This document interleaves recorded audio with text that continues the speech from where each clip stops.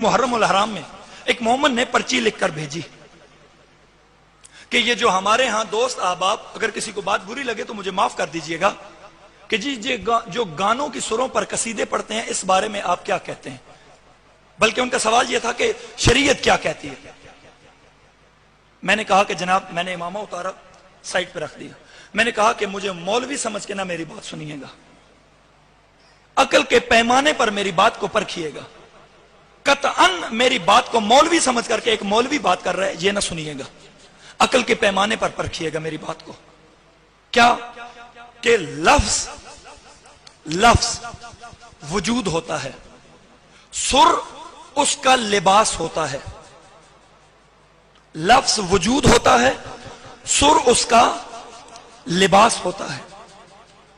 आप उस लफ्ज पर जो मर्जी सुर चढ़ा दें, जो मर्जी उतार के अगली सुर चढ़ा दें, लफ्ज जो होते हैं वो उसका लिबास होते हैं। लफ्ज वजूद होते हैं, सुर उसका लिबास होता है। अब मिसाल दूं, वहां जो मैंने दी, किसी बंदे की शादी हो, उसी बेटी बेटे की शादी हो, हमारे इलाके में ऐसा होता है, मुझे यह बात समझाने की जरूरत नहीं है। मेहंदी की रस्म होती है, उस रात में बाकायदा तौर पर नाचने वाली फाहिशा खवातीन बुलाई जाती हैं। होता है या नहीं होता? होता है। अगर वो फाहिशा खातून आए, आपकी महफिल में जाए, वहां सारी रात वो नाचती रहे, सारी रात वो फाहिशा औरत, वो बदकिरदार औरत नाचती रहे, सुबह जब वो जाने की तैयारी करे तो जो उसने लिबास पहना हुआ हो वो लिबास उतरवा के, ड्राई क्लीन करवा के, अच्छा पैक करवा के दुल्हन के बाप को दे के ये अपनी बेटी को पहना दीजिएगा। पहनाएगा वो बाप जिसने तमाम रात उसी लिबास में उस खातून को नाचते देखा हो?